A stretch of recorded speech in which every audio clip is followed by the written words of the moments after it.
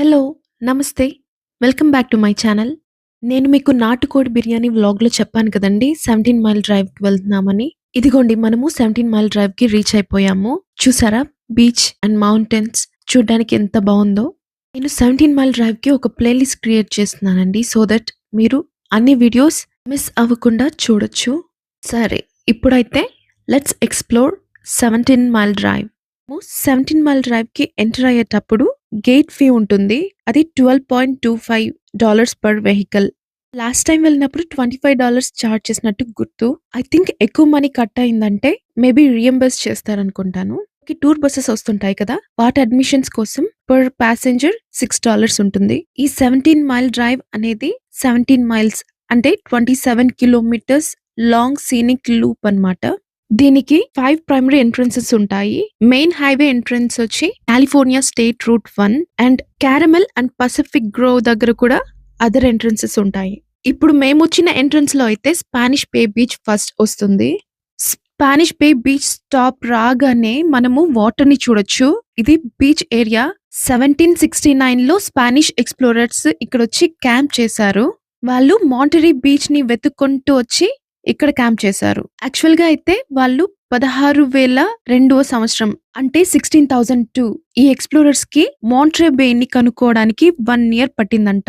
ఈ విధంగా ఈ బీచ్ కి స్పానిష్ బే బీచ్ అని నేమ్ వచ్చింది. స్పానిష్ వాళ్ళు విజిట్ చేయడం వల్ల. ఈ 17 మైల్ డ్రైవ్ అనేది కాలిఫోర్నియాలో వన్ ఆఫ్ ద అట్రాక్షన్. చాలా అద్భుతమైన ప్రదేశాల్లో ఈ ప్లేస్ ని కూడా ఇంక్లూడ్ చేయొచ్చు.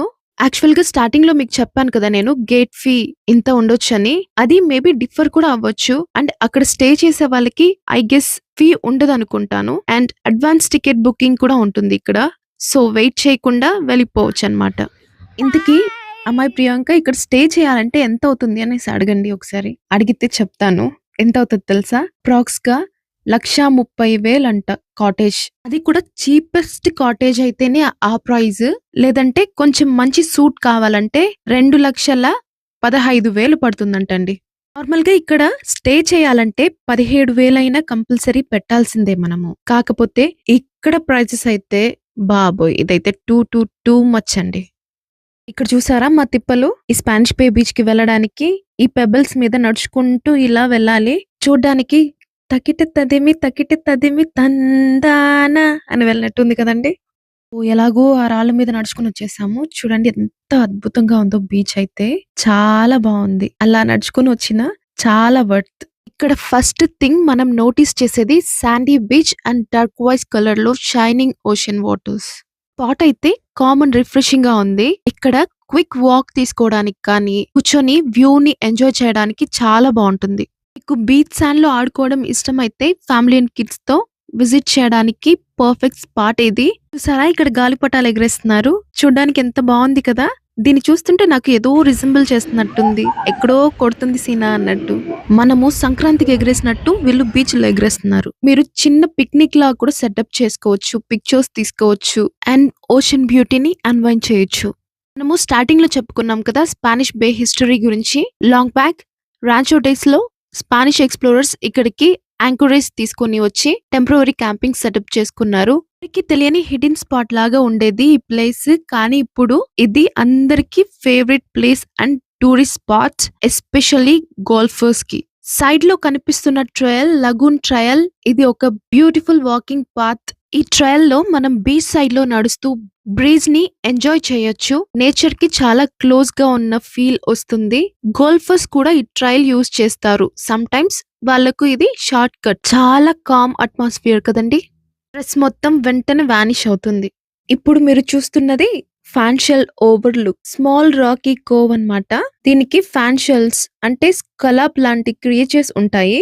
ఇక్కడ చూసారా వెదర్ బాగుండేసరికి వీళ్ళు సర్ఫింగ్ చేస్తున్నారు అండ్ కొంతమంది స్విమ్మింగ్ కూడా చేస్తున్నారు. ఇక్కడ అలాంటి పెద్ద పెద్ద అలల్లో కూడా వీళ్ళు సర్ఫింగ్ అండ్ స్విమ్మింగ్ చేస్తున్నారు. చూడండి ఎంత ధైర్యం కదా వీళ్ళకి.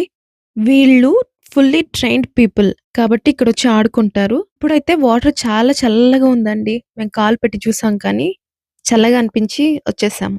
మీకు ఫోటోగ్రఫీ అంటే ఇష్టమైతే ఈ స్పాట్‌లో సన్‌రైజ్ అండ్ సన్‌సెట్ చాలా స్టన్నింగ్‌గా ఉంటుంది. గోల్డెన్ హవర్‌లో spot light, water, glassy reflection ఉంటుంది. నేచర్ లవర్స్‌కి చాలా నచ్చే ప్లేస్ ఇది. మనకి వైల్డ్ లైఫ్ కూడా చాలా రిచ్‌గా ఉంటుంది.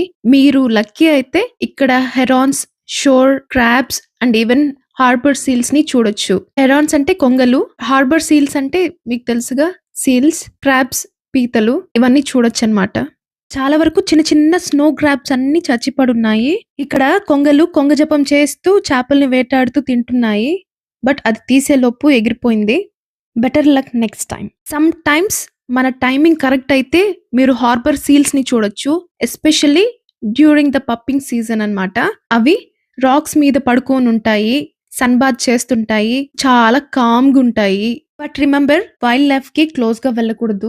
ఇదిగోండి వీటిని తీర పక్షి లేకపోతే తెనుగు నెమలి అంటారంటండి. చూడటానికి క్యూట్ క్యూట్ గా బుజ్జి బుజ్జిగా ఉన్నాయి కదండి. ఇక్కడ చాలా రాక్స్ స్లిప్పరీగా ఉన్నాయండి. Especially near the water edge. అవి చూడడానికి టెంప్టింగ్ గా వెళ్ళి పిక్చర్స్ తీసుకోవాలనిపిస్తుంది కానీ కొంచెం డిస్టెన్స్ ఇవ్వడం బెటర్ అండి. ఆహా! ఈ కొంగలు చూసారా ఎంత బాగా ఎగురుతున్నాయో. ఈసారి ఇవి కనిపిస్తాయో లేదో అనుకున్నాను కానీ మన లక్ బావుందండి. ఎలాగో కనిపించాయి. కిడ్స్‌తో ఉంటే ఎక్స్‌ట్రా కేర్ తీసుకోండి. దిలీప్ అయితే లీషాని డిస్టెన్స్‌లో నుండి చూడమని చెప్తాడు. క్లోజ్‌గా వెళ్ళనివ్వడు. సేఫ్టీ ఇంపార్టెంట్ కదండీ. మనము స్పానిష్ బే బీచ్ నుంచి బర్డ్ రాక్‌కొచ్చామండి.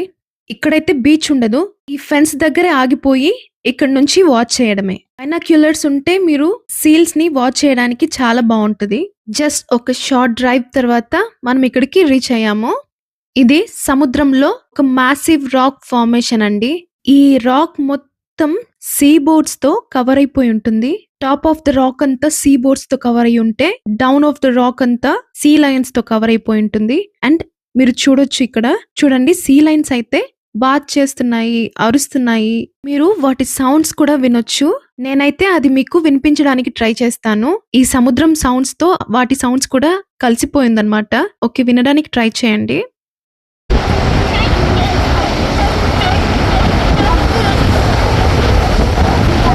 ఐ గెస్ ఆ సీ లైన్ సౌండ్ మీకు వినిపించింది అనుకుంటున్నాను. ఈ రాక్ మీద పెలికన్స్, నీటి కాకులు, సముద్ర పిచ్చుకలు అండ్ నల్లటి కొంగలు అన్నీ ఉంటాయి. మీకు ఇది చూస్తుంటే ఎలా అనిపిస్తుంది నాకు కమెంట్లో చెప్పండి. నాకు అయితే రిఫ్రెషింగ్ గా కామ్ గా అనిపిస్తుంది. మేము వెళ్ళిన టైంలో అయితే జనం ఎక్కువ లేరు, తక్కువ ఉన్నారు. సో చాలా ప్రశాంతంగా అనిపించింది. లాస్ట్ టైం అయితే చాలా జనం ఉన్నారు. అసలు కార్ పార్కింగ్ కూడా మాకు ప్లేస్ దొరకలేదు. ఐ గెస్ మేము బెస్ట్ టైంలో వచ్చాము. మీకు ఒకటి చెప్పాలి, ఇక్కడ స్మెల్ అయితే చాలా స్ట్రాంగ్ గా వస్తుందండి. అసలు చేపల స్మెల్ లాగా ఉందండి. ఒకసారి మనము వ్యూ మీద ఫోకస్ చేసామంటే అన్ని మర్చిపోతాము. ఈ బర్డ్ కాలనీస్ చూస్తూ బర్డ్ వాచర్స్ కి ఇది స్వర్గం లాగా ఉంటుందండి.